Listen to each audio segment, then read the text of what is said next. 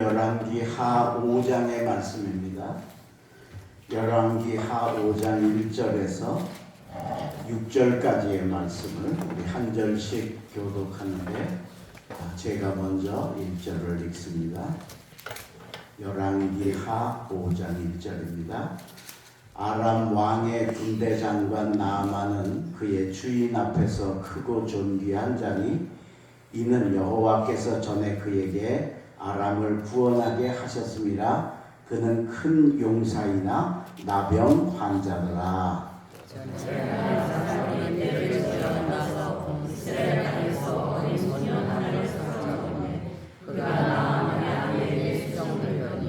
그의 여주인에게 이르되 우리 주인이 사마리아에 계신 선지자 앞에 계셨으면 좋겠나이다. 그가 그 나병을 고치리이다 하는지라. 나아만이 들어서 그의 주인께 아뢰되 이스라엘 땅에서 온 소년의 말이 이러이러하더이다 하니 아람 왕이 이르되 갈지어다. 이제 내가 이스라엘 왕에게 그를 보내리라 하더라. 나아만이 곧 떠날새 은 10달란트와 금 6,000개와 의복 10벌을 가지고 가서 이스라엘 왕에게 그 글을 전하니 일러주되 내가 대신하여 나아만을 당신에게 보내오니 이 글이 당신에게 이르거든 당신은 그의 나병을 고쳐주소서 하였더라. 아멘. 오늘도 수요 기도에 오신 사랑하는 성도 여러분, 사랑하고 환영하고 은혜의 시간 되시기를 주의 이름으로 축원합니다. 아람이라는 나라에 나아만이라는 군대 장관이 있었는데 문둥병이 걸렸습니다. 참 불치에 어려운 병이지요. 근데 그 집에 이스라엘에서 잡혀온 몸종이 우리 사마리아에 계신 하나님의 선지자 엘리사가 나병을 고치는데 거기 가면 됩니다. 그랬습니다. 그래서 왕에게 친서를 받아가지고 이스라엘 왕을 찾아가니까 이스라엘 왕이 엘리사에게 보냈습니다. 엘리사에게 갔더니 엘리사가 요단강에 7번 몸을 잠그라. 근데 그게 좀 정중하고 이렇게 한 게 아니라 내다보지도 않고 그냥 사환에게 그냥 말만 전한 겁니다. 그러니까 좀 자존심이 상해서 처음엔 안 하려고 그러다가 밑에 사람들이 아니 그보다 더한 치료도 하자면 해야 되는데 뭐 요단강에 목욕하는 게 뭐가 힘들다고 그러십니까? 그래서 가서 몸을 씻었더니 놀랍게도 문둥병이 싹 났고 피부가 어린아이 같은 기적이 일어난 줄로 믿습니다. 저는 이 이야기를 처음에 읽을 때는 조금 이상했습니다. 왜냐하면 나아만이 그렇게 하나님의 선지자에게 불려와서 문둥병 고칠 만한 그런 축복받을 짓을 한 사람이 아니거든요.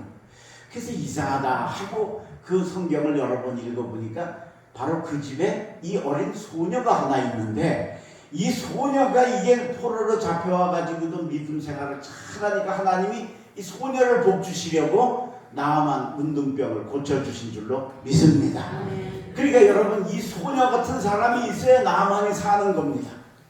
여러분 우리 주변에 수많은 나아만 같은 사람들이 있는 겁니다. 하나님도 모르고 구원의 역사도 모르고 능력도 모르는 사람들이 많다는 겁니다.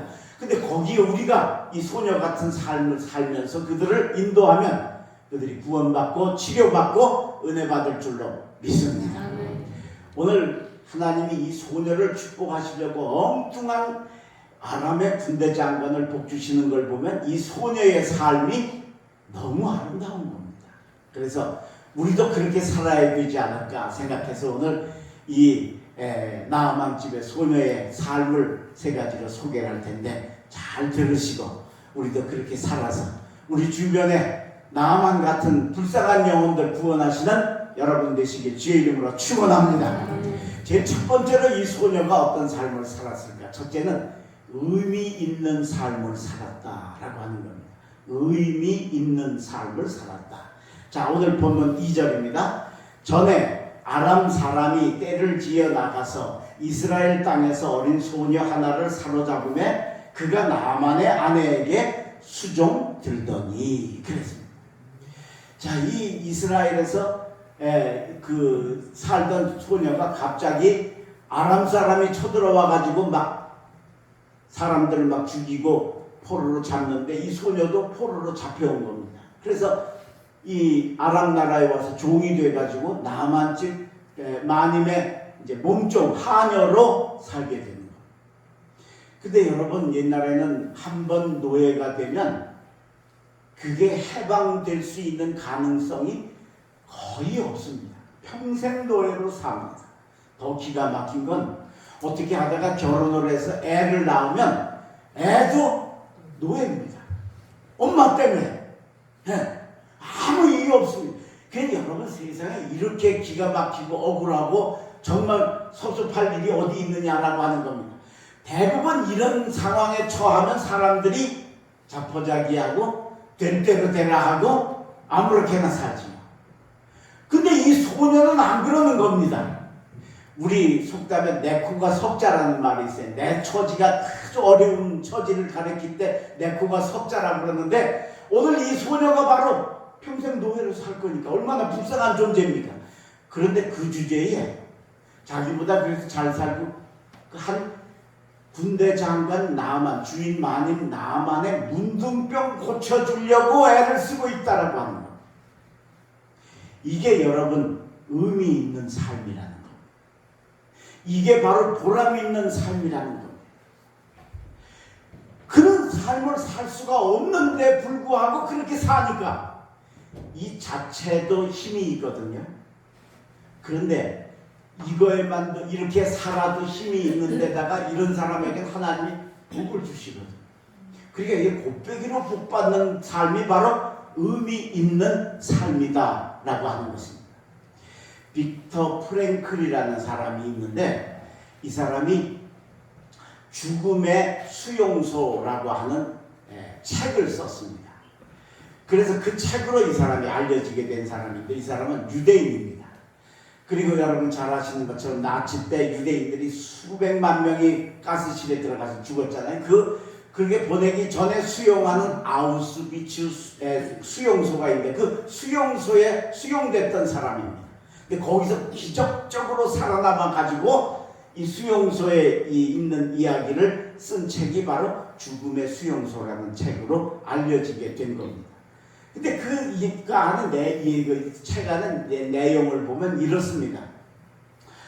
그 아우슈비츠 수용소에서 있는 유대인들을 이제 있는데 아침에 점검을 쫙 하는 겁니다. 그래서 병들거나 시들시들하거나 아프거나 뭔가 시원찮아서 노동을 할 수 없으면 그 길로 다 뽑아가지고 가스실로 보내서 죽여버립니다.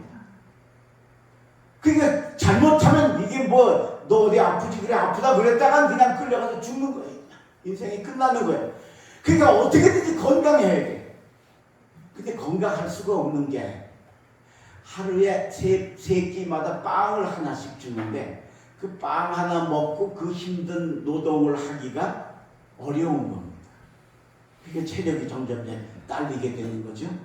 그런데 그 빵 하나를 받아가지고 그거 먹어도 모자르고 부족한 빵을 그 수용소 안에 한 5사람 정도가 3분의 2만 먹고 3분의 1을 남겨가지고 배고픈 사람들한테 나눠주는 겁니다. 내가 다 먹어도 모자른 걸 글쎄 거기서 3분의 1을 떼서 나눠주는 겁니다. 근데 놀라운 건 뭐냐면 그런 사람이 한 5사람이 있는데 그 5사람 중에 한 사람이 바로 이 빅터 프랭클도 그런 사람인 겁니다. 자기가 다 먹어도 모자른 걸 글쎄 나눠서 나보다 배고픈 사람, 더 힘든 사람 줘서 그 사람들 살게 하려고 하는 일을 하는 사람, 그 절망적인 상황에서 하는 사람들이 있었는데 놀랍게도 그 5사람이 끝까지 살아남아서 결국은 나치가 망하고 수용소가 해방될 때 살아나오게 되어졌다는 겁니다. 놀라운 일이죠, 그죠? 더 얻어 먹은 사람은 다 병들어 죽어가지고 가스실로 다 가는데 나눠주고 배고프고 굶주리면서 하는 사람 5명이 끝까지 살아남았다는 겁니다. 이게 로고테라피라고 그래가지고 심리학 치료와 의료 치료의 기초가 되는 겁니다. 되었습니다. 이게 뭐냐면 사람이 힘들고 어려운 처지에 처하여 있어도 뭔가 의미 있는 삶, 남을 도와주는 삶, 보람 있는 삶이죠. 그죠? 배고픈 삶, 다른 사람이 그 먹고 힘을 얻어서 안 죽게 만드는 보람 있는 삶을 살아가는 그런 일을 하는 사람에게는 자체적으로 힘이 생긴다는 것. 그게 로고테라피라고 하는 심리학 이론이고, 그리고 또 의학 개론이 되어지는 이런 놀라운 일을 이루었다는 것. 그걸 쓴 사람이 바로 이 빅터 프랭크인데, 이 사람도 그렇게 나눠주다가 끝까지 살아남아서 해방을 본 사람이었다. 오늘 이 나만 집의 어린 소녀가 바로 이 삶을 살았다는 것. 그죠? 자기가 지금 노예 주제에, 도움 받아야 될 주제에, 주인 아닌 문둥병 걸렸다고 그거 고쳐주려고 우리 주인님이 사마리아에 계신 우리 선지자 엘리사에게 갔으면 좋겠습니다. 저가 나병을 고치리이다 하고 안타까워하는 이런 의미 있는 삶, 보람 있는 삶을 살았다는 겁니다. 그랬더니 본인도 잘 되고 나만도 잘 되고 하나님의 축복이 임한 줄로 믿습니다. 오늘 여러분 이 의미 있는 삶을 사시길 바랍니다. 그냥 삶이 아니고 그게 우리 크리스찬의 삶입니다. 그래서 예수님이 너희는 세상의 빛이라, 너희는 세상의 소금이라. 소금이 맛을 잃으면 무엇으로 짜게 하겠느냐? 발 밖에 버리고 발을 뿌리니 맛과 소금의 역할을 감당하라 하셨고, 바울도 너희는 그리스도의 향기라, 그리스도의 편지라, 그리스도의 군사라 하면서 의미 있는 삶을 우리에게 살도록 명하신 줄로 믿습니다. 오늘 여러분이 이 삶을 살아가시기를 주의 이름으로 축원합니다. 우리가 힘들고 어렵습니다. 그렇지만 그 삶 속에서도 빛이 되는 삶, 소금이 되는 삶, 그리스도의 향기가 되는 삶. 우리도 삶이 힘들고 어렵지만 그럼에도 불구하고 우리 주변에 아직 나만같이 하나님 모르고 구원 모르고 교회 모르는 영혼들을 위해서 살아갈 수 있는 삶을 살면 하나님이 그 삶에도 복을 주시고 그 삶 자체에도 능력이 임해서 아까 얘기한 로고테라피처럼 남을 도와줬던 저 아기들이 건강해져서 끝까지 살아남는 이런 축복도 받는 여러분들이 되시길 주의 이름으로 축원합니다. 두 번째, 오늘 이 이스라엘 소녀 하녀의 두 번째 삶은 어떤 삶이냐? 믿음을 주는 삶이다 라고 합니다. 믿음을 주는 삶이다. 자, 오늘 본문 3절입니다. 그의 여주인에게 이르되 우리 주인이 사마리아에 계신 선지자 앞에 계셨으면 좋겠나이다. 그가 그 나병을 고치리이다 하는지라. 나병을 고치는 데가 사실은 없잖아요. 지금도 없잖아요. 그죠? 지금도 참 불치병 중에 하나인데 그걸 고치는 데가 있다는 이야기를 이 소녀가 설명을 해서 알려준 겁니다. 자, 그랬더니 나만이 바로 결정을 합니다. 4절, 나만이 들어가서 그의 주인께 아뢰어 이르되, 그의 주인은 왕입니다. 아람 나라 왕. 이스라엘 땅에서 온 소녀의 말이 이러이러하더이다 하니 아람 왕이 이르되 갈지어다. 이제 내가 이스라엘 왕에게 글을 보내리라 하더라. 나만이 곧 떠날새 은 10달란트와 금 6,000개와 우버 10벌을 가지고 갔다. 그렇게 기록되어 있습니다. 자, 이 소녀가 이스라엘 사마리아에 가면 엘리사를 만나면 문둥병 고친다는 이야기를 듣고 나만이 중대한 결심을 두 개를 합니다. 첫째는 뭘 하느냐? 이스라엘로 가겠다고 결심을 하고 진짜 갑니다. 근데 여러분, 이스라엘하고 이 아람하고는 원수 중에 원수입니다. 철천지 원수입니다. 옆에 그 이스라엘 옆에 블레셋이라는 나라도 있었거든요. 블레셋이라는 나라도 근 천여년을 같이 붙어 있으면서 싸웠어요. 그래서 블레셋하고도 성경에 블레셋하고 싸운 얘기가 수없이 많이 나오잖아요. 그죠? 그리고 그런데 그건 한 1000여 년이고 아람은 그렇게 1000여 년이 아니고 한 100여 년 같이 있었습니다. 근데 전쟁의 수는 아람이 더 많아요. 그게 얼마나 많이 싸웠는지 알겠죠? 게다가 그렇게 싸워서 이스라엘 사람 죽이고 포로로 잡아오고 하고 막 부상시키고 한 그 가장 대표적인 원흉이 누구냐? 나만인 겁니다. 원수 중에 원수인 겁니다. 그 나만이 이스라엘에 가면 그거 죽여버리죠.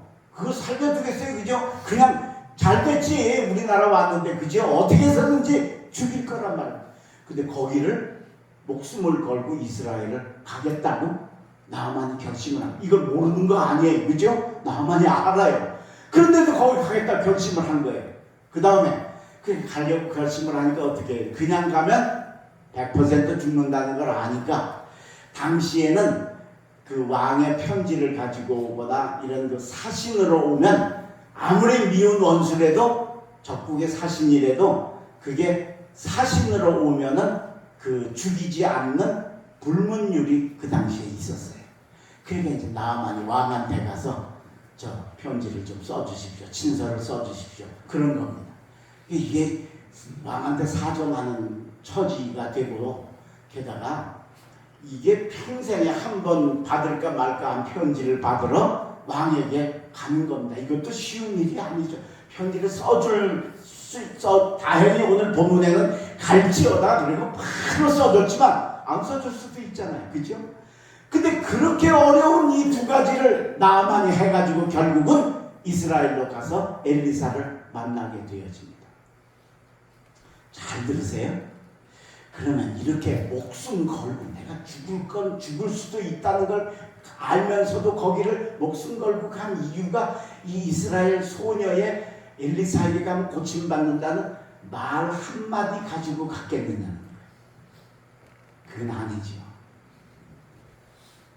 우리가 어떤 사람의 말을 믿는다는 건, 그죠? 어떤 사람이 내게 얘기를 해줘서 맞아 내가 그렇게 얘기했어. 그리고 듣고 알고 믿는다는 건 그 말 하나만이 아니죠. 그 말을 해주는 사람의 인격과 삶이 믿어질 때 그게 믿어지는 거죠. 그러니까 여러분 오늘 이 이스라엘 소녀 얘기 한마디만 듣고 가는 게 아닌 거예요. 이 소녀가 나만 집에 와서 살면서 하나님을 믿는 딸로서 얼마나 신실하고 진실하게 살았는지 그걸 아니까 엘리사 얘기만 해도 딱 믿는 거예요. 얼마나 이 소녀가 나만 집에 와서 그 이방 나라에 살면서도 얼마나 기도 많이 하고 얼마나 신실하게 살았는지 그 삶이 진실하니까 그 믿음을 주어서 나아만이 그 말 한마디 듣고 목숨 걸고 이스라엘 갈 수 있는 길이 열리게 되는 줄로 믿습니다. 오늘 우리가 이 삶을 살아야 될 줄로 믿습니다. 여러분들이 독립교회에 오셔서 기도 많이 하고 신실한 신앙생활하고 하나님을 잘 섬기면 세상 사람들이 안 믿는 사람들이 전혀 관심 없는 것 같아도 그들 마음속에 저 독립교회 하나님은 살아계시다라고 인정을 한다는 거예요. 아멘. 예, 겉으로는 절대 얘기 안 합니다. 그래도 근데 교회 와가지고 맨날 싸움질이 나고 교회 와서 시끄럽긴 하고 교회가 부흥도 안 되고 망하고 그러면 동네 사람들이 교회 성도들의 말 그거 믿지 않는 겁니다. 그게 전도라는 건 우리가 전도 교회 나오세요 말하는 거지만 그 속엔 뭐예요? 우리의 신앙을 보여줘서 믿음을 보여줄 때 바로 전도의 열매가 맺혀지는 줄로 믿습니다. 오늘 여러분 이 삶을 사시기를 주의 이름으로 축원합니다. 이게 우리에게 중요하다. 얼마나 종인데도 불구하고 기도 많이 하고 신실하고 진실되게 살았는지 자기 집 하녀 그거 어린 소녀 아니에요. 애들 아니에요. 애들. 걔가 하는 말을 듣고 목숨 걸고 갈 수 있었던 것은 그 소녀의 삶이 보여지는 삶이었다는 말. 제가 여러 해 전에 요셉의 영화를 본 적이 있어요. 볼넷을 본 게 아니고 채널을 돌리다 가니까 옛날에 한 옛날 영화인데 그걸 재방송을 해서 제가 그걸 봤어요. 그걸 보다가 제가 요셉이 그 보디발의 아내에게 유혹받는 장면에서 아주 많이 감동을 받았어요. 보디발의 아내가 이제 유혹을 하죠. 그런데 요셉이 거절을 하고 나중에는 막 잡아당기니까 옷을 벗고 도망을 해 나와요. 그러니까 이제 이 보디발 아내가 이게 종놈 주제에 감히 이게 뭐 아주 괘씸한 거예요. 그래서 이를 바드득 깔면서 내가 널 반드시 죽이리라. 그리고 옷을 들고 저 요셉이 나를 겁탈하려고 했는데 내가 소리를 지르니까 놀래서 옷 벗어 던지고 도망갔습니다 하고 이제 얘기를 한 거예요. 보디발이 이제 재판을 해야 되잖아요. 근데 재미있어요. 보디발이 요셉을 따로 독방으로 불러가지고 보디발하고 요셉하고 면담을 해요. 그게 필요한 거예요. 아니 여러분 생각해봐요. 내 아내를 건드리려고 한 종놈이에요. 걔를 불러 뭔 얘기를 하겠어요. 그죠? 그게 아니죠. 그냥 죽여버리면 끝나요. 그 당시에는 노예는 이건 사람이 아니고 저기 짐승보다도 못한 물건 같은 존재니까 죽인다고 그래서 뭐 문제가 될 하나 더더욱이나 뭐 시위대장 정도니까 그 권세 있으니까 뭐 뭘 해도 그건 문제. 그런 데서 불러가지고 요셉을 불러서 면담을 해요. 그 요셉 이야기를 다 들어요. 다 듣고는 가족들을 불러놓고 아내하고 있는 자리에서 저 요셉을 왕궁 감옥에 갖다 가둬라 하고 판결을 해요. 그러니까 보디발의 아내가 펄펄 뛰는 거예요. 그렇죠? 저 요셉이 죽어야 자기 잘못이 감춰질 건데 저거 살려서 더더욱이나 보통 감옥도 아니고 왕의 죄를 지은 자들을 가두는 감옥이었더라. 그렇게 성경에 나오거든요. 거기다가 넣은 거예요.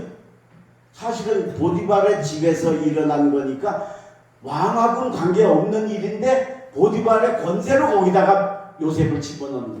그러니까 막 이 아내, 보디발의 아내가 막 펄펄 뛰면서 당신은 나를 이렇게 멸시를 하고 무시하느냐? 에? 어떻게 해서 저 종놈 얘기는 듣고 내 얘기는 안 듣느냐? 막 그러면서 막 야단을 치는 거예요. 그런데 그때 보디발이 그 난리 치는 아내한테 딱 한마디를 하는 거예요.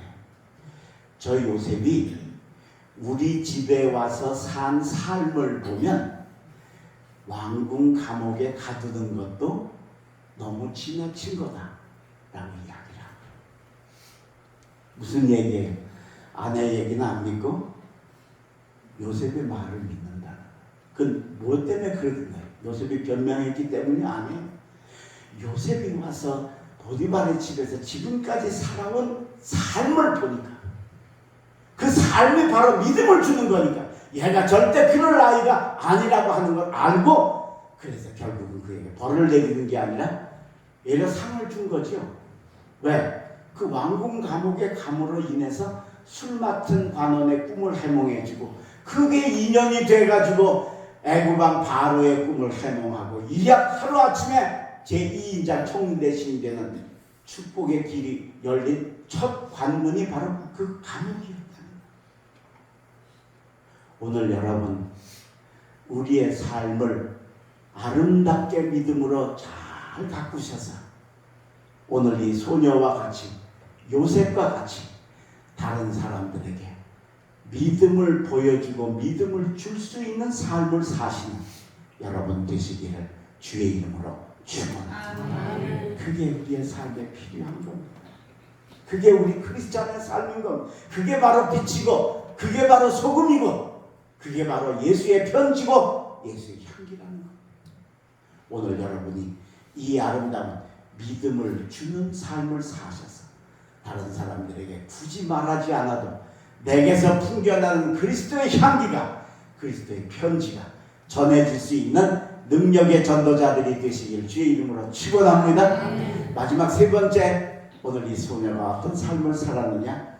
하나님과 선지자를 자랑하는 삶을 살았다라고 합니다. 하나님과 선지자를 자랑하는 삶. 오늘 3절 다시 한번 우리 읽습니다. 우리 함께 읽습니다. 시작.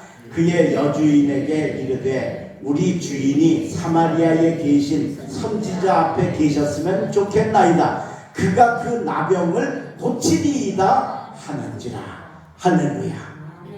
자, 이게 감기를 고치리이다도 안 하잖아요. 의사들이 고친다고 그래요?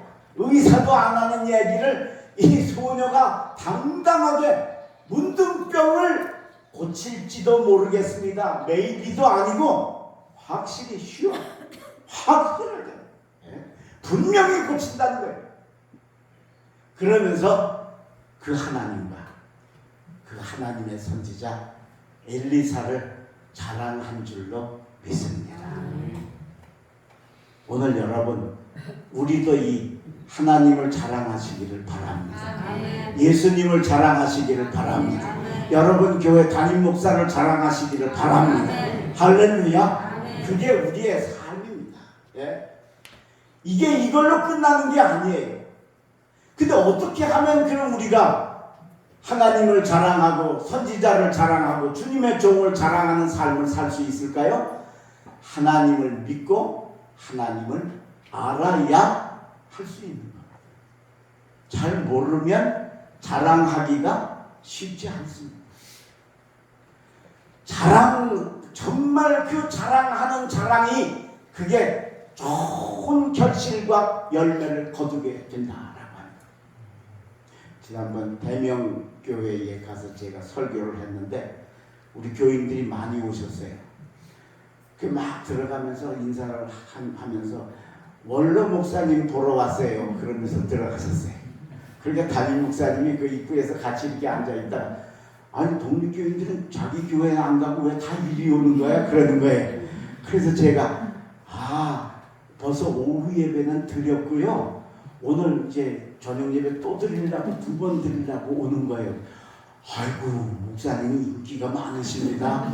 그러시는 거예요. 근데 은근히 기분이 좋은 거예요. 네. 그 사람이 이렇게 누가 좀 이렇게 자랑하고 그러면 진짜 그게 얼마나 기분 좋은지 몰라요. 제가 이제 은퇴하고 6년이 됐잖아요. 하루에 2시간에서 2시간 반 정도를 이렇게 항상 걷거든요. 근데 걸으면서 많은 생각을 하는데 제가 이제 목회 40년 돌아보는 걸 많이 합니다. 그러면서 해보면 참 잘했다 그런 건 몇 개 없어요. 그러면 거의 다 그때 내가 왜 그랬을까? 그때 내가 왜 그렇게 했을까? 그러면서 그게 그냥 이렇게 돼요. 그러면서도 딱 한 가지 제가 자랑스러운 게 있는데 그게 뭐냐, 제가 부흥회를 좀 많이 다녔거든요. 한 300여 회 다녔어요.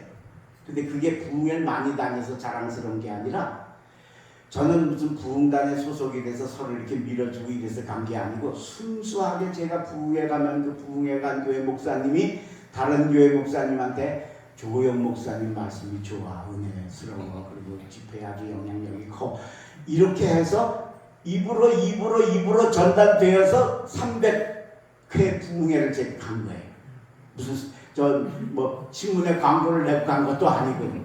그러니까 적어도 300명 이상의 목사님들 입에 조우영이라는 이름이 알려지고 전해졌다는 게 제게는 정말 자랑스러운 일이었어요.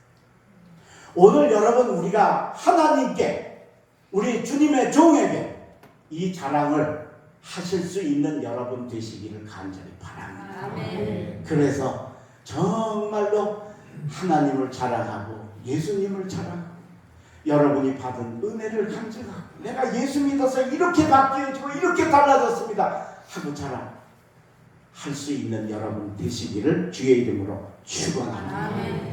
에릭 리델이라고 하는 사람이 있는데 이게 영국 사람입니다. 이 사람이 선교사 지망생이에요. 그래서 선교사를 하기를 소원을 하고 준비를 하는 과정에 있는데 이 사람이 달리기를 너무 잘하는 거예요. 그래가지고 이 달리기 때문에 자꾸 이렇게 돼가지고 나중에 얼마나 잘 달렸는지 영국 100m 국가대표 선수가 됐어요.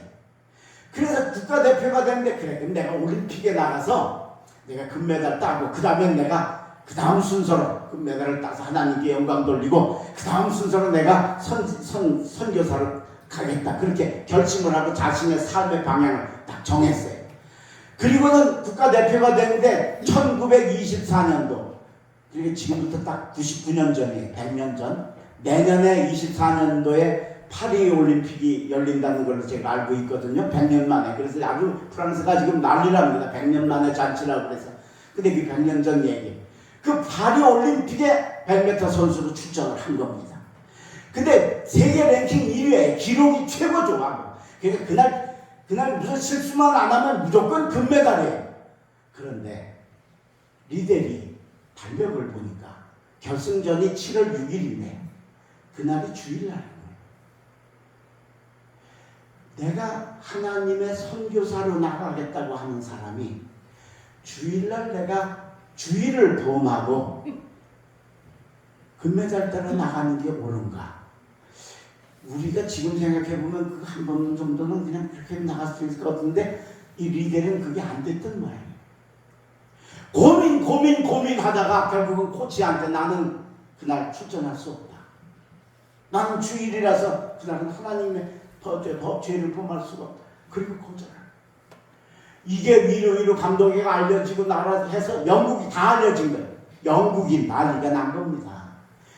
벨벳 사람들이 막 요즘으로 말하면 악플을 다는 거예요. 언론에서 막 무슨 보따리 신앙이냐 무슨 보여주기 신앙이냐 가증스러운 신앙 막 악담은 다 퍼붓고 난리가 나고 어떻게든지 이걸 뒤로 돌려보려고 영국 왕세자가 영국에서 파리로 이 리델을 만나러 온 겁니다.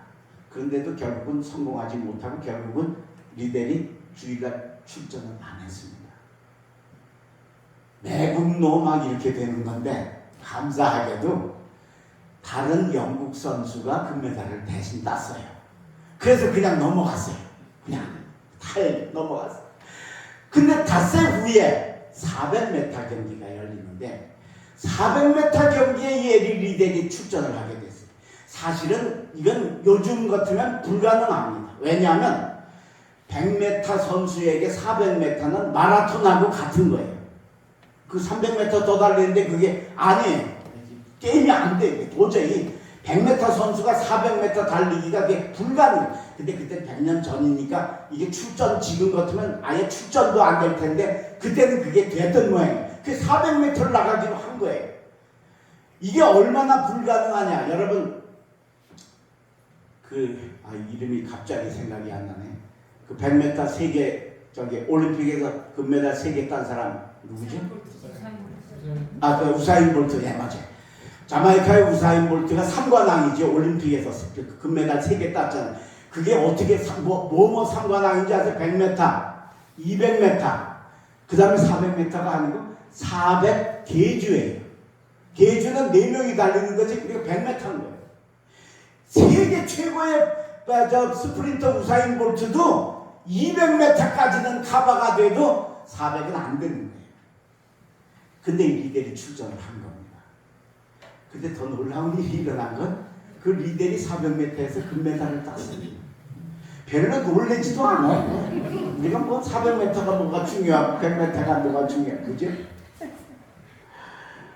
400m에서 금메달을 땄어요. 그리고 인터뷰 때 내놓은 말이 진짜 전무후무한 명문 인터뷰를 했습니다. 뭐라고 했느냐? 100m는 내가 달렸고 300m는 여호와 하나님이 대신 뛰어주셨다. 아멘. 할렐루야. 아멘. 그러니까 여러분 이 믿음 얼마나 하나님을 믿는 믿음이 확실하면 100m에 400m는 불가능한 건데 하나님이 뛰어주실 줄로 믿고 나가고 그 하나님 싫어하시는 주일 성수를 범하는 일을 하지 않는 그 믿음 가졌더니 기적같이 100m 선수가 육상 경기에서 전무후무한 400m를 금메달을 따는 기적을 이루게 된 줄로 믿습니다. 하나님을 믿으시기를 바랍니다. 그 하나님 자랑하시기를 바랍니다. 그리고 그 하나님께 영광 돌리시기를 바랍니다. 오늘 이 이스라엘 소녀 얼마나 하나님을 확실히 믿었으면 우리 주인이 사마리아에 계신 엘리사에게 계셨으면 좋겠나이다. 저가 문둥병을 고치리이다. 할렐루야. 이게 하나님과 주님의 종을 자랑하는 삶이 되어졌어요. 이런 소녀 때문에 나만이 살게 되었고, 나만이 생각보다 의리 있는 친구입니다. 문둥병을 고침받고 너무 감사해서 그 가지고 간 선물을 엘리사에게 주려고 그러니까 엘리사가 일부러 안 받죠. 그러니까 이스라엘 흙을 한 상자 파가지고 수레에다가 실으면서 엘리사에게 소원을 합니다. 나는 제2인자가 돼서 내 왕이 섬기는 신이 있습니다. 그래서 나는 어쩔 수 없이 그 왕 뒤에 가서 그 신을 섬겨야 됩니다. 그러나 내 문둥병을 고쳐주신 여호와 하나님, 그 하나님 난 절대로 잊지 않고 일평생 감사하고 기억하고 살기 위해서 제가 이스라엘 흙을 떠가서 우리 집 안방에 놓고 날마다 보면서 하나님께 감사하겠습니다. 할렐루야. 자, 이 정도 의리 있는 친구잖아요. 돌아와서 그냥 입싹 다 꺾겠어요? 성경에는 그 이후 이야기 나와 있지 않아요, 그죠? 싹 다 꺾겠어요, 여러분? 아닐 거라는 거죠. 자유함을 줬다든지 어떻게 해서든지 이 소녀에게 혜택을 주었을 거라는 거죠.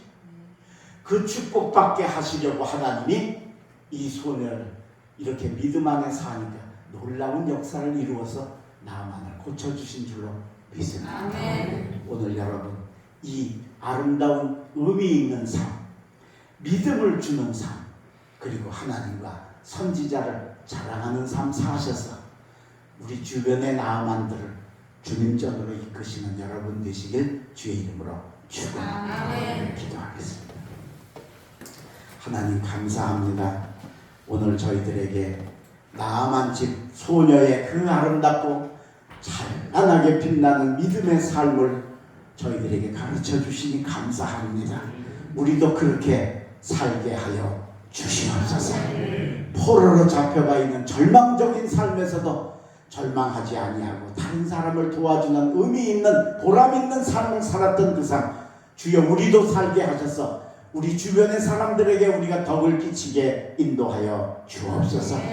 우리가 전하는 말 한마디가 다른 사람들에게 믿음을 줄 수 있도록 우리의 신앙생활이, 우리 독립교회 전체의 성도들의 신앙생활이 진실하고 참되게 축복하여 주옵소서. 여호와 하나님이 엘리사를 통하여 문둥병을 고쳐주실 거라고 확실하게 자랑했던 그 아름다운 간증의 삶, 주여 우리도 갖게 하셔서 우리도 하나님 예수님 자랑하고 주님의 종 자랑하면서 하나님 영광 나타내는 저희들 되게 하여 주시옵소서. 주님, 예배 마치고 돌아갑니다. 돌아가는 발걸음 지켜주시고 우리 사랑하는 성도들 남은 3일도 믿음으로 승리하게 하여 주시옵시고 건강의 복을 내려 주시옵시고 무더위에 지치지 않게 하여 주시옵시고 강하고 담대한 믿음으로 승리하게 하여 주시옵소서.